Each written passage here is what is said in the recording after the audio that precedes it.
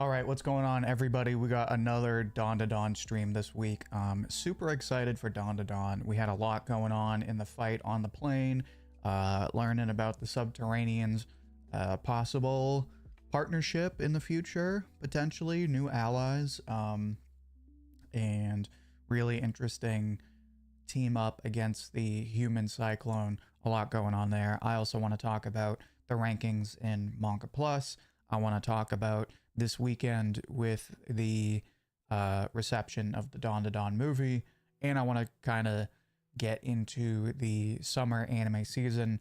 It's about a month out, but people are already talking about it. There's a lot of stuff to talk about, so we got a lot to talk about today.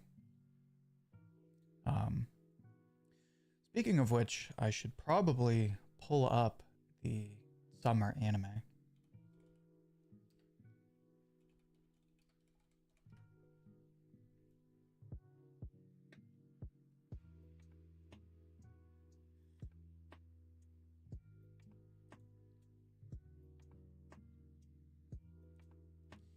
And while I'm at it, I will pull it up on live charts as well.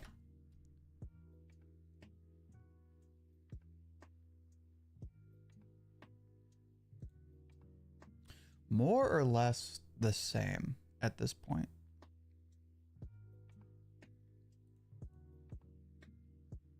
Yeah, more or less the same between live charts and Mal. Although live charts has Dr. Stone a lot lower than Mal does. I'm curious to see how Dr. Stone is gonna do this season, because this was it the winter?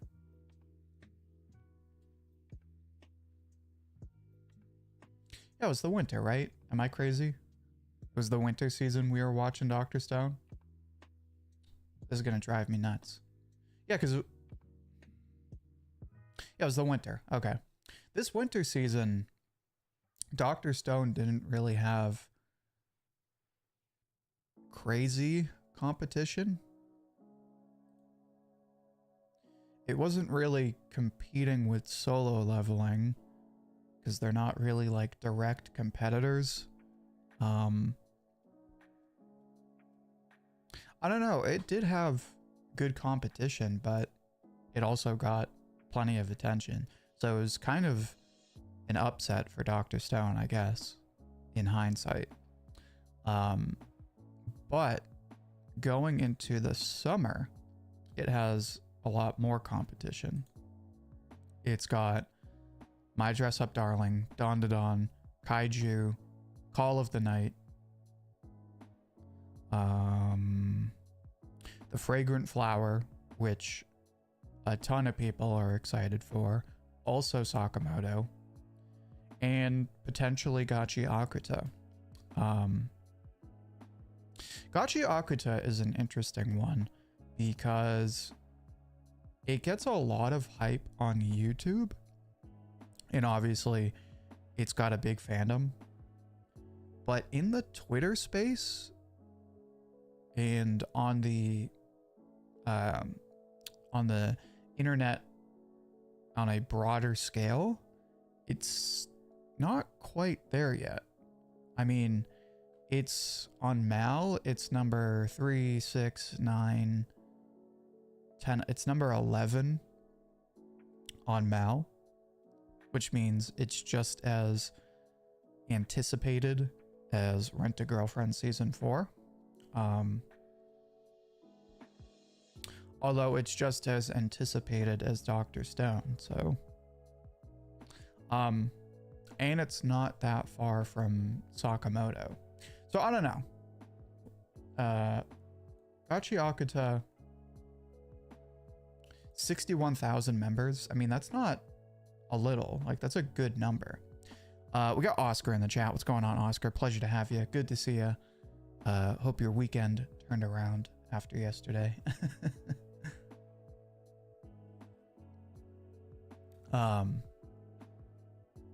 But yeah, I'm curious to see how this summer season goes, and we'll talk about it later in the stream. I just wanted to open by talking about that. I also want to talk about the Manga Plus ratings real quick. Largely unchanged. Dandadan in number 4, Odor of the Flame in number 5. We got Grace in the chat. What's going on, Grace? We will be reading the new chapter of Dandadan. If somebody hasn't read it, then obviously you're going to want to skip that part. Mad is 19. Martial King is 22. So Martial King making a bit of a comeback. Everyone kind of moved up a spot. Where is Kyoshi? Still at number 35. So mostly unchanged, although everyone in like the high 20s, or everyone in the 20s kind of moved up a spot. I look warm. Yeah, it's a bit chilly where I am in my neck of the woods, so I'm wearing a long sleeve shirt. Plus I got my cup of tea here.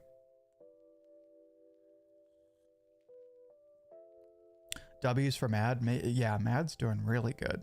Mad is just consistent. Like, it's consistently been in the top 20, and it's like making small victories. Centuria as well. Centuria has been making gains, and it was hovering around 15, and now it's the number 12 manga, where I suspect it will stay for a very long time, because now it's got to fight Ichi, Blue Box, Kagurabachi, so I kind of doubt it'll beat any of those manga in the near future, maybe in like a year or so.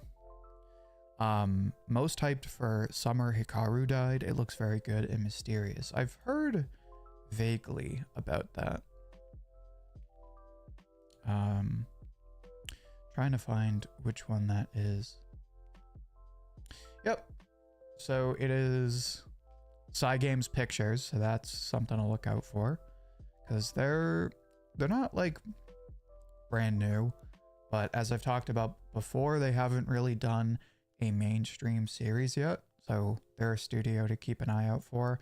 Potentially the studio to pick up Kagurabachi.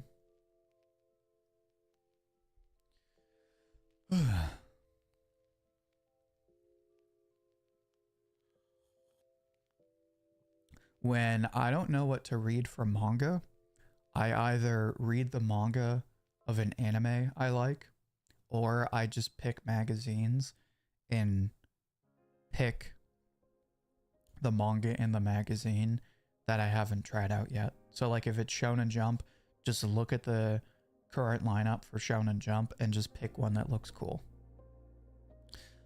Anyway, so we'll talk more about the summer anime, because I want to talk about Dandadan and how it's been doing lately now that the movie is out. But I want to get into the chapter. We got Justin Garcia in the chat. What's going on, Justin? Pleasure to have you as always. Good to see you. How was your weekend? But yeah, let's read Dandadan. So we are going to read Dandadan chapter 197. Of course, if you are not caught up, or if you haven't read the chapter yet and do not want to get spoiled, step out of the stream, come back later.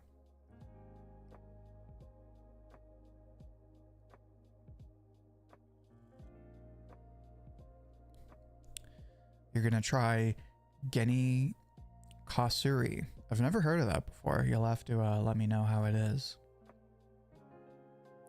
The Summer Hikaru Died manga is highly rated. I haven't really heard anyone talk about it, but in the last month or so, I don't know if it was just you or somebody else, but I've definitely heard people recommend it. But I've heard a lot of praise for the Fragrant Flower. I've heard that one is supposed to be really good. Excuse me. Justin, your weekend was pretty good. How was mine? Mine was good. I had a nice relaxing weekend. Took a break from making videos and whatnot. Did a lot of manga reading, other reading, which I've been neglecting, so that was nice. Excuse me. Now I'm back to the grind.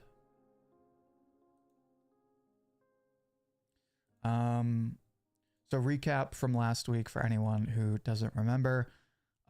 We're having like a temporary truce. They're coming up with the plan to cut off the water so the human cyclone is stopped. While they're doing this, the Subterraneans reveal that they have a bunch of eggs from the Mongolian deathworm, and they basically have a bunch of baby deathworms at their disposal. So they summon a Mongolian deathworm on the plane to shoot frozen sharks at the human cyclone. So we are in one of the most Dandadan moments we have ever witnessed, and I am loving every second. So they're shooting sharks at the human cyclone.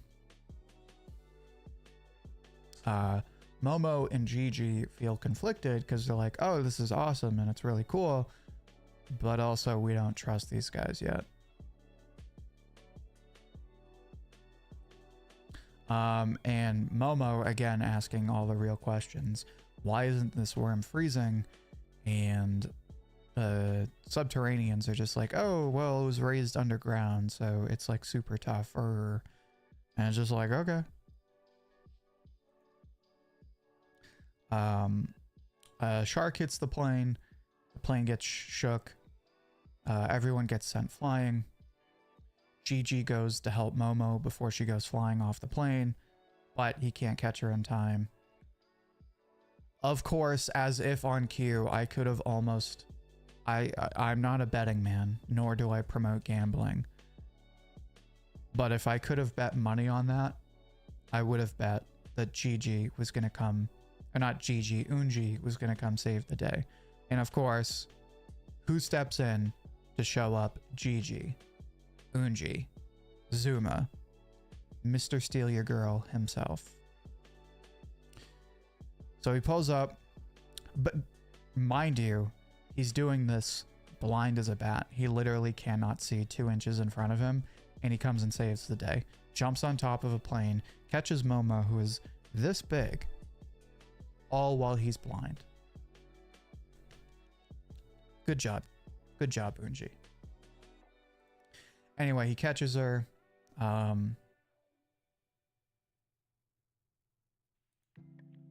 So Futa is guiding him. That's right. He's using Futa almost as like a cane.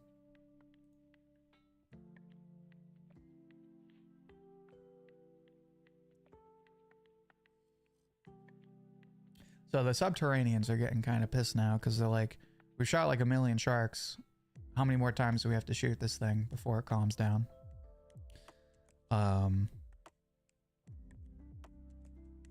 So they're all holding on for dear life, trying to calm this thing down. Trying to shoot the nose of the cyclone. But as they're about to close in, the deathworm gets shot by 2 sharks, so supposedly out of commission. And I'm guessing that was their only shark. So the worm's all torn apart. It's still technically in one piece, but it's ripped apart now.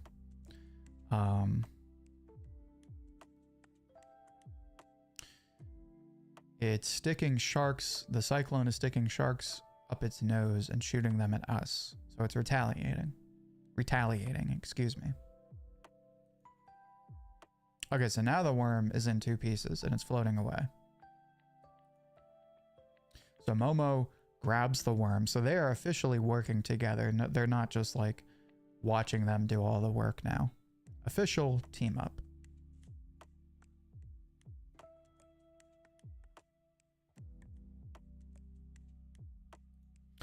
So Momo, now the MVP, saving the day.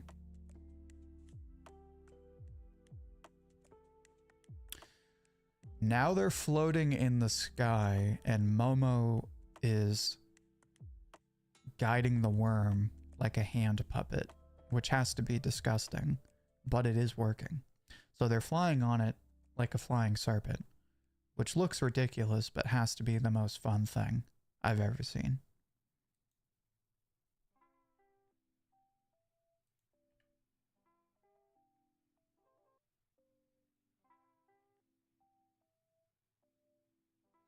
So they're going up to the stratosphere, excuse me. So now they're going up to space, almost. They're like right there, which has to be one of the more ridiculous moments in Dandadan.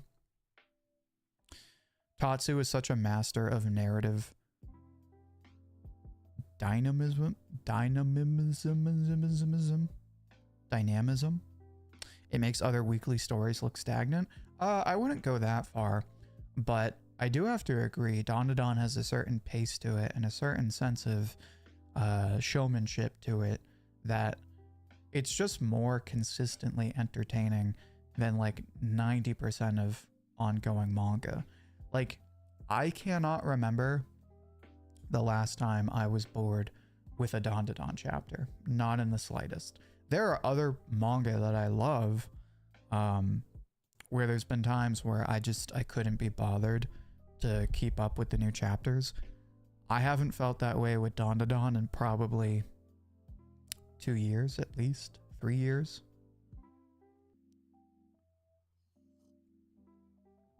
So Grace, you disagree. Tell us, which manga do you think has the most consistently dynamic chapters in manga, in ongoing manga?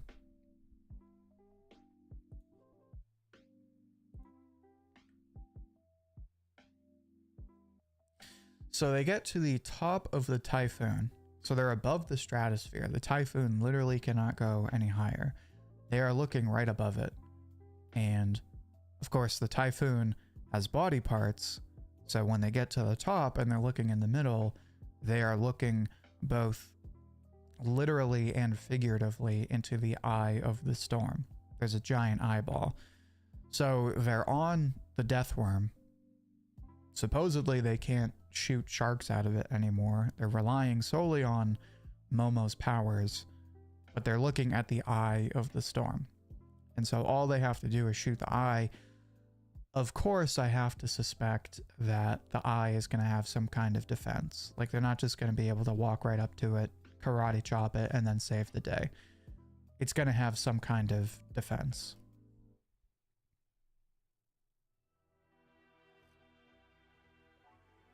Martial King current arc is kind of dragging.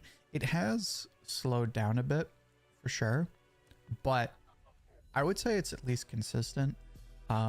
I do hope that there's a bit of a dramatic ending to this current arc, and that we have a relatively quick transition into whatever the following arc is.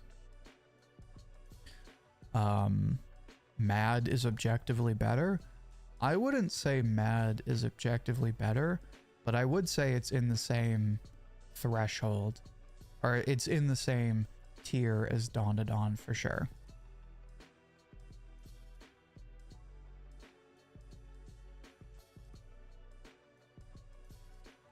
Also, Grace, you want to be careful. Not everyone is caught up on Mad, so you want to be careful with spoilers there.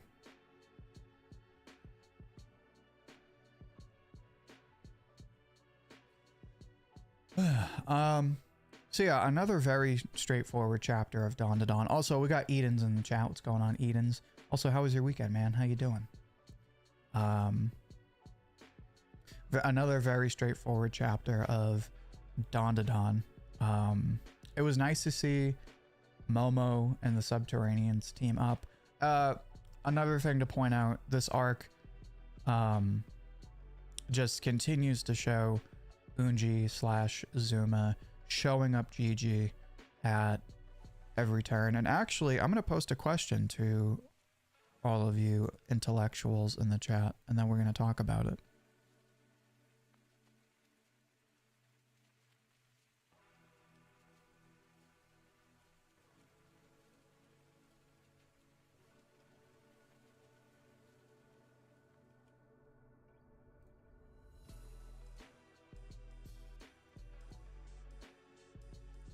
Alright, so who do you like more currently?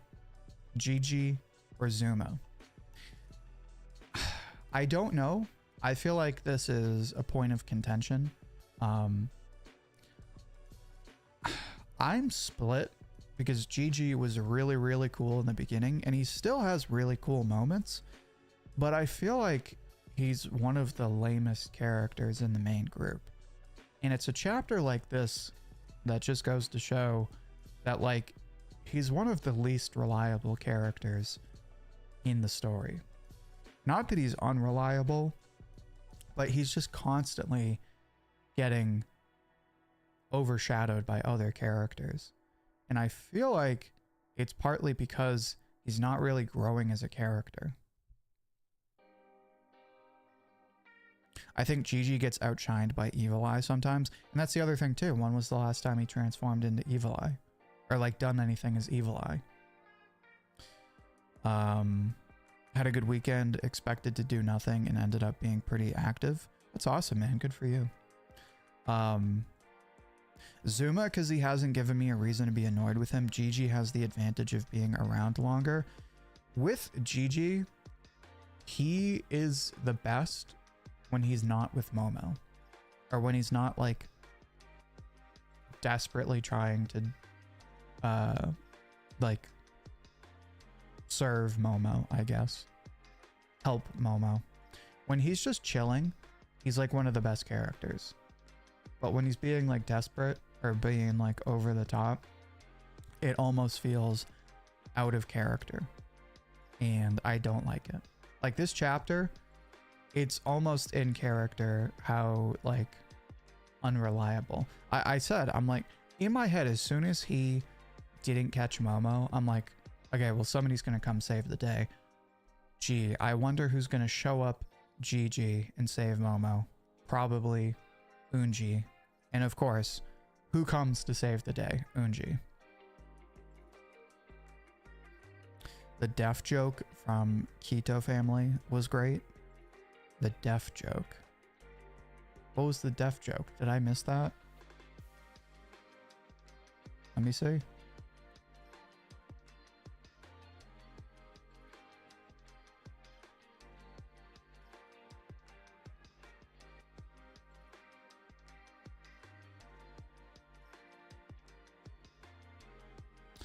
Don't stop. She says don't stop. Oh, don't hop. Donut chef sounds delish. I skimmed through that panel. That's why I completely missed that. Thank you for pointing that out. That's hilarious. Even in like an intense chapter like this, they sneak in a really dumb joke. That's honestly hilarious. But it works perfectly because telephone game. Yeah, that's honestly exactly what that is. It makes sense, right? Because they're literally above the stratosphere in the middle of a cyclone. The fact that they would be able to perfectly hear each other is a load of nonsense. So I'm glad Tatsu pointed out that, like, especially along this death worm, there's a bit of a telephone game going on. In Poland, we say deaf telephone. I feel like that's a bit redundant. Like that's the whole, or I feel like that's too on the nose. I saw the Evil Eye episodes this weekend too, so it was a good refresher for some stuff. That's a good transition that I want to get to in a second, but I just want to say a couple of other things about the chapter. Excuse me. So yeah, this was it. GG stocks are not plummeting, but they're not doing great. I mean, so let's end our poll here.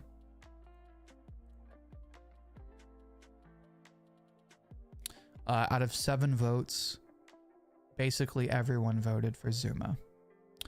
So if this is why, and I'm going to work it into a video in the near future. I wish Tatsu would move away from the romance focus with basically everyone but Okarun and Momo. I think he needs to completely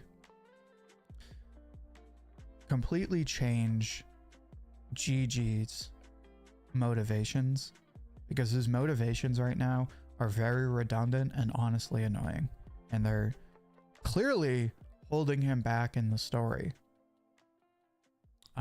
Same thing with a character like Rin, although Rin isn't really a romantic rival.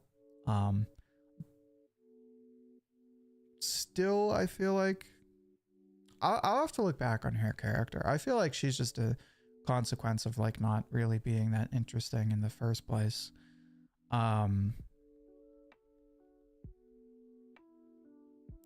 It's worked with a character like Vamola, right? Because Vamola unintentionally was a romantic rival in the beginning, but Tatsu quickly switched it up and made it so that that wasn't really her deal anymore.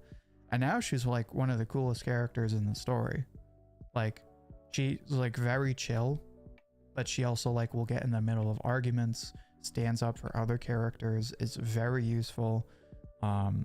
If we could just do that for Gigi, he'd be like top 3 characters in the story. Zuma is just more hot and cool with bad guy and delinquent vibes.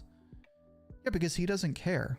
Like, he has those like couple of scenes in the board game arc where there is a bit of tension, so to speak, with Momo, but it lasts very briefly. And in the current arc, he doesn't really, you know, like show like an over-the-top interest in Momo. Like, they're friends, they're cool, but he's like, okay, whatever. Like, he's just being himself, which Gigi can do. He can be very, you know, goofy and not really care about anything, but then he goes so over the top about Momo that is just kind of annoying.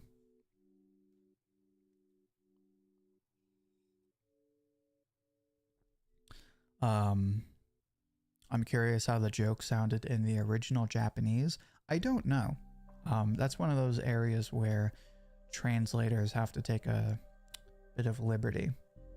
The one last thing I'll say about this chapter is this chapter seems to confirm that the Subterraneans and Team Momo, the main characters, will have some kind of alliance in the future. Maybe not right after this fight, but we're clearly seeing that they have, you know, at least some chemistry as a team. We're seeing all the potential of the Mongolian Deathworm, right? So I feel like there's a pretty good chance that the Subterraneans are going to want to team up with Momo in whatever confrontation there is against Count Saint Germain.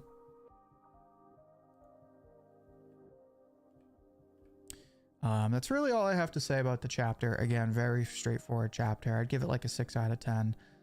I am curious to see what happens with the human cyclone, because again, it's not like they're going to be able to just walk right up to it. I'm sure it's got some kind of last ditch defense so that it's not going to be easy. I think you just like edgy characters, and so do I. It's not about like characters being edgy, because again, I like Vamola. Vamola isn't an edgy character, but you know, she's also not like in this redundant character arc, and she actually has real character growth. Another character we've seen this with is Koki. Koki at no point in the story was a romantic rival. She had her little antagonist arc for like 2 seconds, but she was quickly redeemed. She had her, you know, initial vulnerability of like being insecure, but then she got her fight, she got her power up, right? We saw her real power, and now she's one of the more interesting characters in the cast. Like, she's really, really cool. All without being a romantic rival, all without having any romantic tension with Momo or Okarun. And I think Tatsu needs to do that going forward with all of the new characters. And I wish he would do that with Gigi. I wish they would just have some closure with Gigi and Momo, but it's just going to continue to be this open-ended, redundant thing that kind of just like pisses people off. Zuma was in love but took care of himself. Vamola was in love but took care of herself. Why can't Ira do the same? It would literally fix the only flaw in this character. With Ira, it's slightly different because her crush on Okaroon doesn't prevent her from growing as a character. She is basically the team leader. She inspires the other characters to grow, as we saw with her and Koki. And surprisingly, her excuse me. Surprisingly, her crush on Okaroon is not her defining character trait like you would think it is. She's a more rounded out character. With Gigi, it's like such an overwhelming aspect of his character that it kind of dominates everything he does, and he doesn't really change as a character. That's what I would say is the big difference between Ira and Gigi.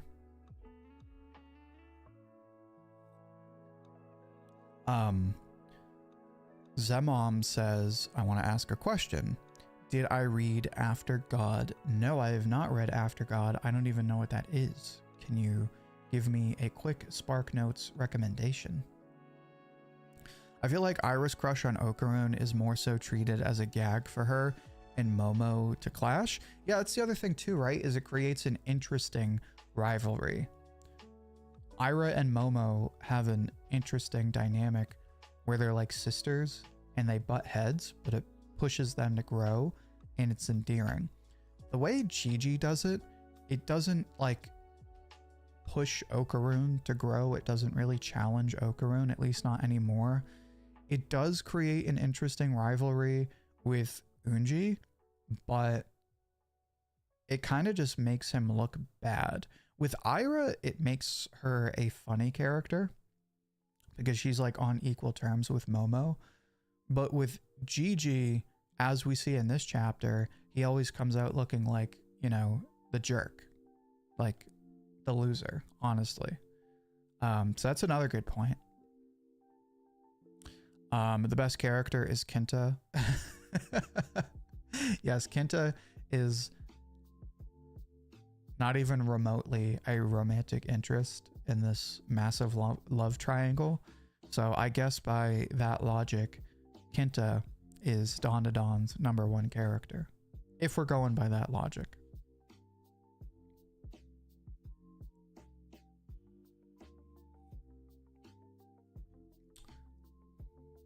Gigi could hit the human cyclone with a spirit bomb. He could do something like that. This could be Gigi's moment to step up to plate if he does like a Kamehameha or something like that. I honestly didn't even think of that, but that's probably, if it's between all of the people on the Mongolian death worm, then obviously Vamola's out of the equation. And I mean, they could have Ouji do something, but he can't really see. And Momo's busy controlling the death worm. So yeah, it is kind of up to Gigi. So honestly, by process of elimination, it kind of looks like it's up to Gigi to attack the eye. So that's kind of my expectation for next week's chapter. Kento went from being the guy nobody wanted to the guy we needed. In my experience, I still see a lot of people who don't like Kenta and think he's annoying.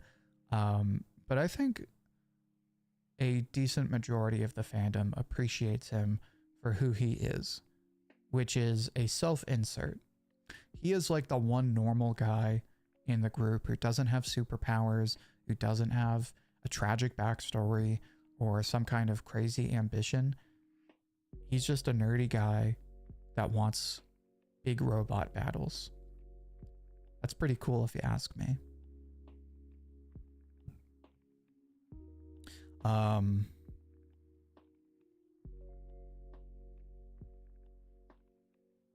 We know nothing's going anywhere with Ira and Okaroon, so continuing it is just salt in the wound for Ira fans. I feel like the reason it's not really a big of a deal with Ira is because it's not really taken seriously. The other thing with Gigi is that he's like very over the top emotional and serious whenever he makes these gestures for Momo. Whereas with Ira, it's so like absurd the way she does it. It's pretty harmless. It still can be kind of annoying, but it's harmless and nobody really takes it seriously.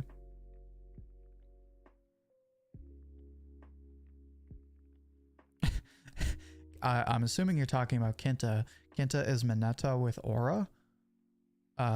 He's Mineta with Aura and also actually an MVP because his nanoskin, nanobots are low-key like the most resourceful ability in the group. Can I review Corey Kenshin's manga? Maybe at some point. I haven't read it yet, but maybe in the near future.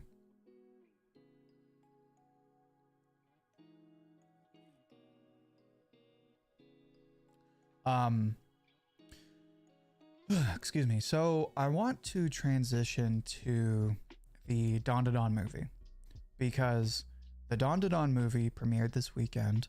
Of course, it was the first 3 episodes, right? First 3 episodes of season 2.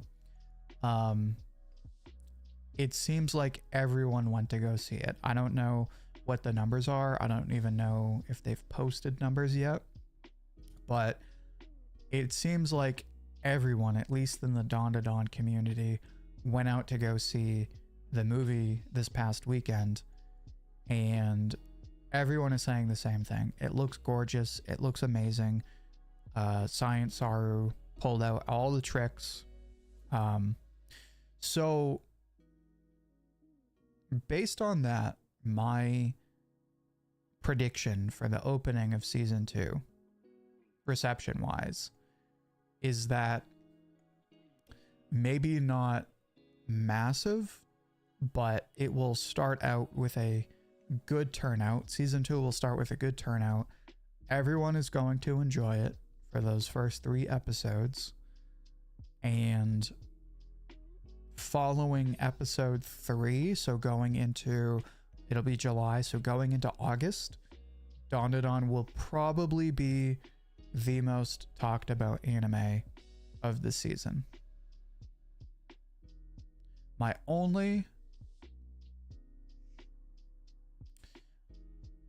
2 anime I think have the potential to give Dandadan a run for its money in terms of competing for attention are My Dress Up Darling Season 2 and Gachi Akuta. Now, here's why I don't think they're going to be as popular as they could be. My Dress Up Darling is debuting its 2nd season. Second seasons are kind of hit or miss. Either they're way more popular than the first season, or they kind of just dissipate into obscurity, right? That happened with Dr. Stone. Dr. Stone was very popular season 1, and season 2, it just kind of didn't tank, but it wasn't nearly as popular. There's a bunch of other anime like that. Eden Zero season 2 was an extreme case. So especially since now everyone is familiar with My Dress Up Darling, it's not the new sexy thing. I feel like the buzzwords, the controversy, whatever, the trendiness of My Dress Up Darling won't be as much of a factor. I could be wrong, but I'm feeling pretty strongly about that. So that leaves us with Gachi Akuta. So what Gachi Akuta has going for it is that the manga is very popular. It's probably the biggest, if not one of the biggest, manga in Kodansha, in Weekly Shonen magazine. And it's being, so it's popular in Kodansha. It's got a big following already, and it's being animated by Studio Bones. And the reason that's so important is because Bones doesn't have Mob Psycho 100 anymore. And so no Mob Psycho, and My Hero is on its way out. It's got Vigilantes, but Vigilantes is a spin-off. Obviously, it's not an original series.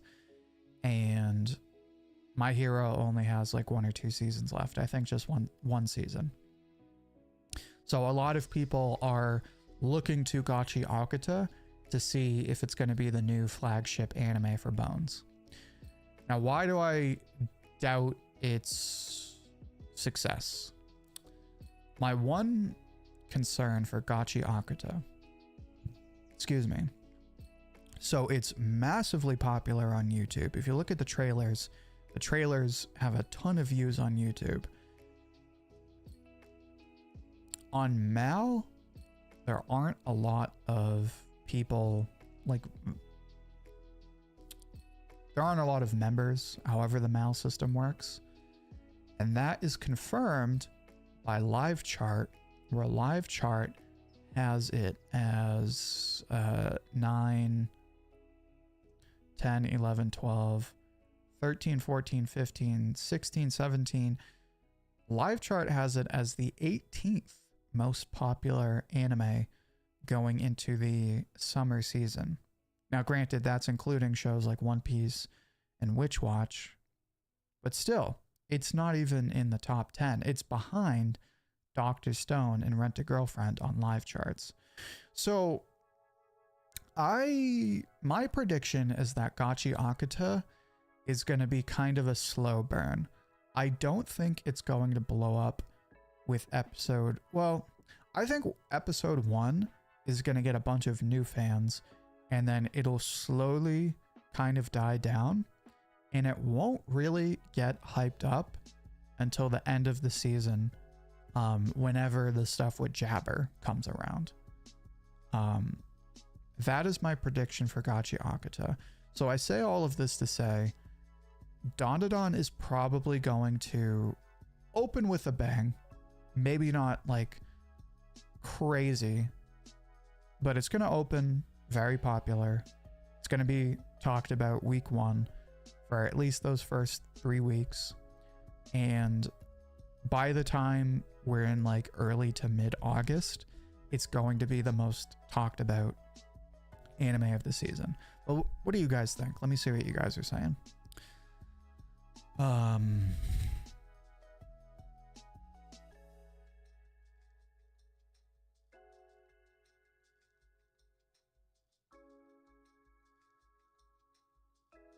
Talked about anime and will still lose to solo leveling next Crunchyroll Awards.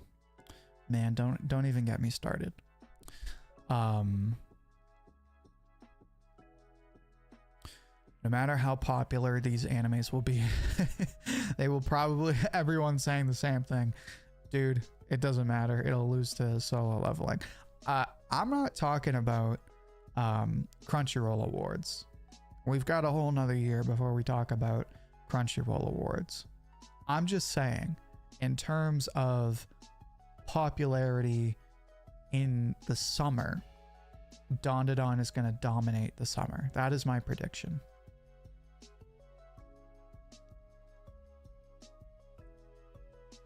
Amo's arc might get people talking online.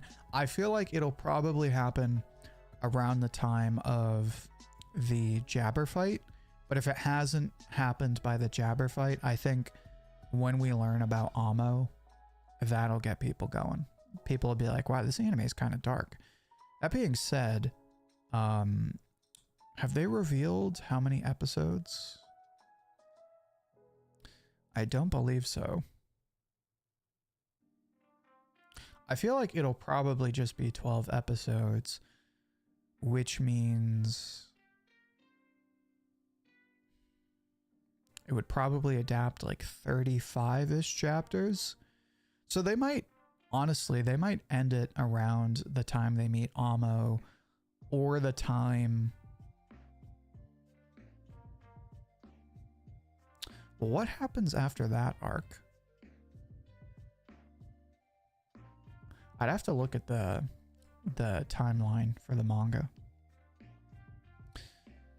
We don't know how many episodes. I'm gonna guess like somewhere between 11 to 13 episodes, so like one core. That's my guess. My Dress Up Darling was lucky enough to come out during a very dry season for new anime. Now it won't be so lucky. It won't be so lucky, and I just think the wow factor, the like new hot sexy thing factor, is not going to play into it this season since it's a season 2.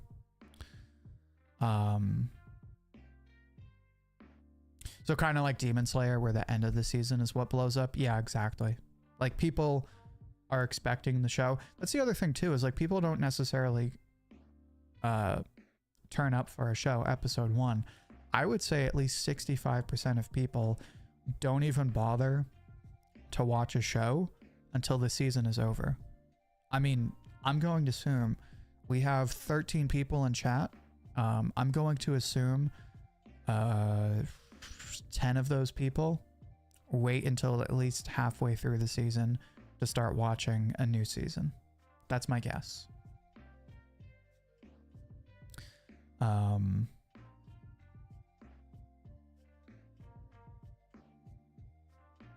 And even if it's a good romance, it's still a romance, and the current trend in anime is fights.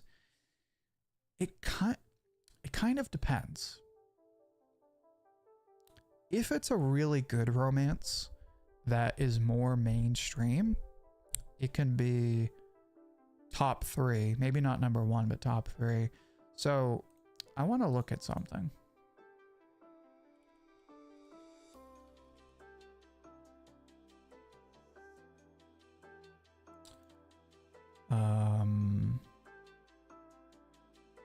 Winter 2019. Let's see. So one example I will bring up is Kaguya-sama Love is War. Now, that is a different example than your, I guess, more conventional romance manga anime, because it's a seinen manga. It's got a lot of dumb boy humor, so it's really more geared towards guys than it is like girls or people of traditional romance stories, right? And it's got an equal balance of comedy and romance. It's a lot different than something like Sign of Affection. That being said, now granted, this is in retrospect, so I can't say perfectly if this was the case at the time.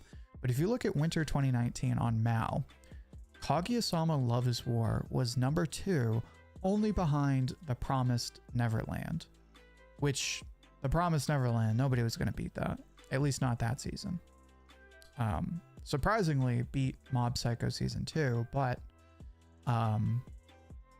it just goes to show, if you have a more mainstream romance anime, you can be like top 3, top 2, possibly top 1. But yeah, I don't think that's going to happen with My Dress Up Darling.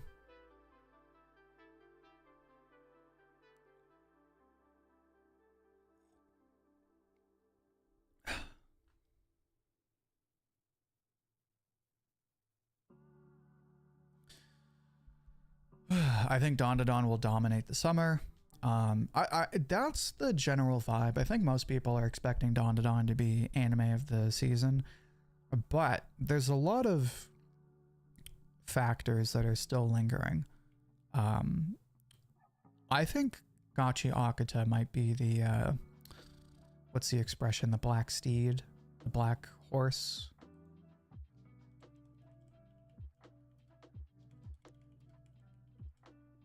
The dark horse. I think Gachi Akata is going to be the dark horse of the season. I think it's going to be very underrated in July, but by like mid to late August, be like one of the top 5 anime of the season.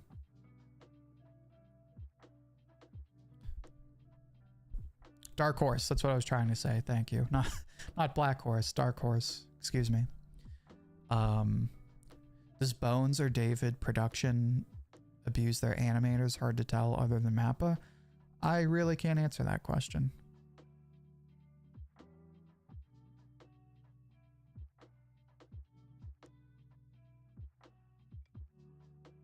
Kaguya's success is not only due to its interesting idea for romance, but also its comedy, right? So equal balance, romance and comedy.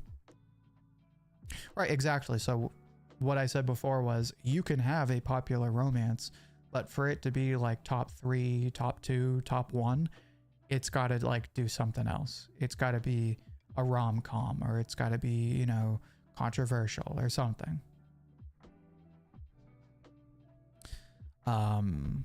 What do I think of Science Saru animating Jadugar, a witch in Mongolia?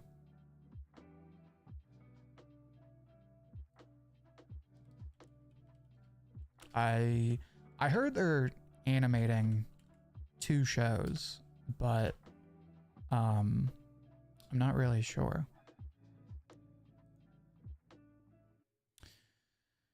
A witch's life in Mongolia, Science Saru. I think that'll be really nice. I think Science Saru is slowly trying to expand, very gradually, and they're trying to do more projects. Because over the past, they've done one project at once, basically, and like given themselves plenty of space. I think now, in the coming years, they're gonna try and take up more space in the industry.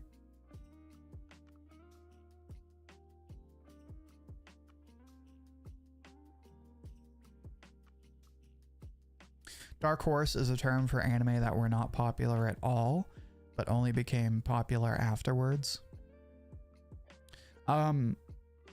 Yeah, I see your point. I'm just speaking like in general. I think Gachi Akuta is not going to be very popular.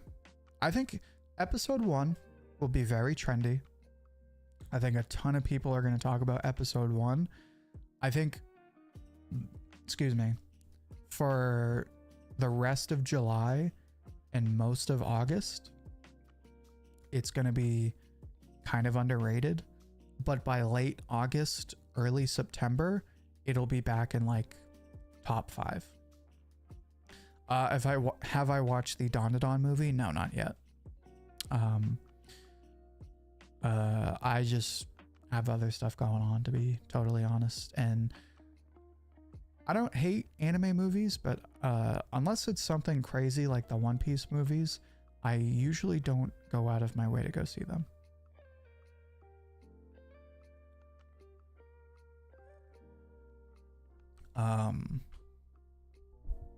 I feel like that's all I really wanted to talk about. We talked about still Dandadan is still number 4 on Manga Plus, so it's still stupid popular. Manga's doing good. Anime is very popular. I talked about the romance and how I think Tatsu should shift the focus of the narrative. That's pretty much it for today. So yeah, that's going to be it for today's stream, unless anyone has any other questions. And that's really all my predictions for now. We can talk about it later in the week, but that's generally how I feel about... Oh, I know what I wanted to talk about. Let's pull up the summer season again. We go to anime, seasonal anime. You know what nobody is talking about? And I mean like nobody is talking about. And correct me if I'm wrong. So summer 2025. I have to find it.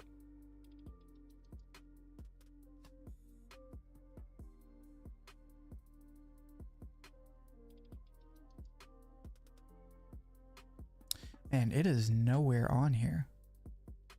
Am I gonna have to Google search this? Hold up, wait a minute. Everyone give me a second. This is crazy. Hold up.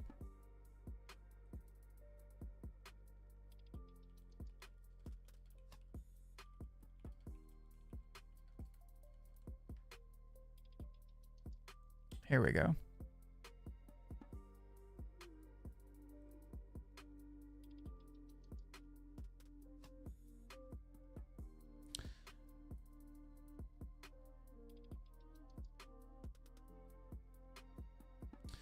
Okay, so Panty and Stocking, new Panty and Stocking, or Panty and Stocking season 2. Let's talk about it, because I recently watched the anime for the very first time. I think it's awesome. I don't think it's like a top 20 anime or anything like that, but I think it's really funny. I think the characters are cool, and I think it had a decent ending. I love the art style. Obviously, I love Gainax / Trigger. I think they have a lot of potential in the revamp. It just based on the trailers, the second season looks really interesting. I am curious about how the story is going to play out now that we're in different times, because when they originally made the show, cringe humor was very popular, and it was like very popular to be like offensive and cringy and obscene. And we're kind of in a different time. We're like coming out of it, right? But we were recently in times where, like, politically or not, like, it was just like, no matter what side you're on, everyone's trying to avoid offending people in general.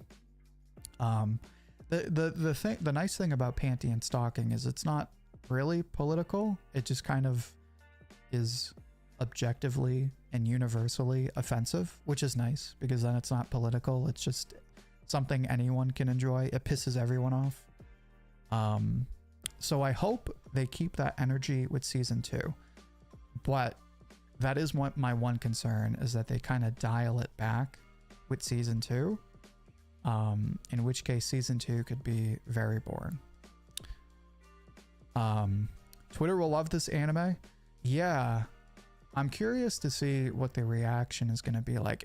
Again, it also depends largely, excuse me, on like what lengths they're going to go to with like the nudity and the cursing and, you know, the poop jokes and the sex jokes and everything. The other thing that's going to be a huge factor, more than anything else, is how they handle the dub. Because probably more important than the original Japanese dub is the English dub. Because the English dub is honestly better, but admittedly even more gross, obscene, and offensive than the Japanese dub. They got Chris Sabat to play Garterbelt. You got a white guy playing a black guy. Don't know how Twitter's gonna like that one. So there's the chance that they're gonna recast. They don't have English dub listed yet, so we'll see. And also, again, to the same point, they might dial back the humor and the dick jokes and all that stuff in the English dub. But how well they dub it in English, if they do it at all, because that's the other thing, right? They might just be like, hey, it's not worth it to piss everyone off or get in trouble with an English dub. We're just not going to do it. I feel like that would really hurt Panty and Stocking. Chris also plays a green man. True. Yeah, Chris Sabat is very versatile for sure. He also plays a white man with green hair. I hope they will take up current topics with insulting everyone. That's the thing. They can't be political. They have to piss everyone off.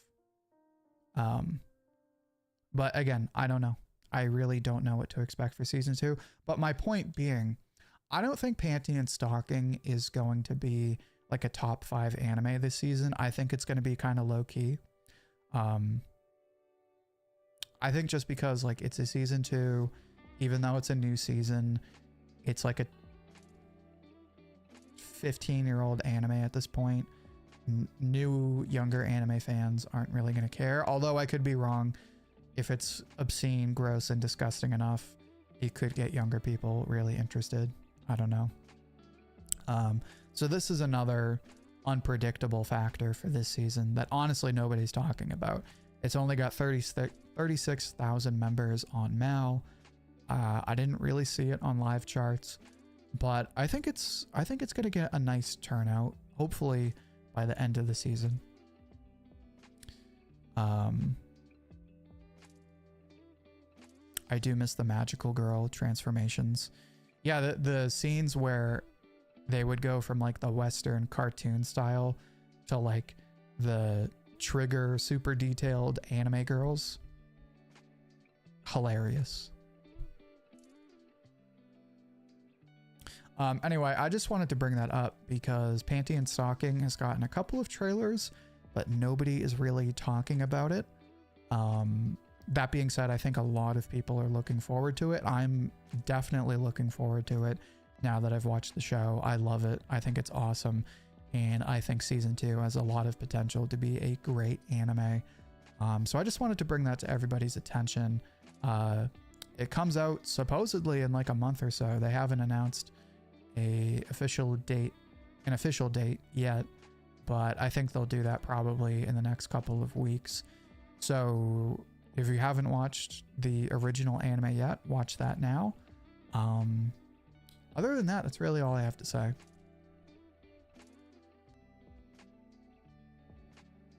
How do I think Shield Hero will do? I think it'll do okay. It's got a lot of people looking forward to it. I don't think it'll be top 3, but I think it'll do nicely. I don't watch it, so I don't know. So is the twist at the end of season 1 a gag or canon? I think it's canon, but I think they're going to like kind of just resolve it very quickly because it doesn't seem to be a real problem. If you watch the trailer, everyone seems to be cool in the trailer. So it seems like they kind of speed over that. But again, I have no idea. It's such a weird show with really no coherence. It kind of just does whatever it wants. So I really have zero expectations and I'm just kind of waiting to be wowed. I don't think people care much about Shield Hero after season 2. I've never really had a particular interest to watch it. I think it's an interesting premise, but I feel like it's basically the same as like all the other fantasy, isekai, whatever anime. But yeah, that's going to be it for today's stream. Again, thank you for the great turnout. Thank you for the great discussion. Video tomorrow, a topic that I think everyone cares about. We'll be talking about manga piracy and sort of the antagonism between manga fans and manga companies. That'll be fun, so look forward to that tomorrow. Stream Thursday. Thursday will be sort of a random stream. I might do a tier list. I don't know yet, but it'll be rant focused for sure. And then video this weekend as well. Also, and I'm going to remind everybody, but with Father's Day coming up next week, the upcoming Sunday stream will not take place. But that's it for today. Thank you, everybody, and I will see you soon. Peace.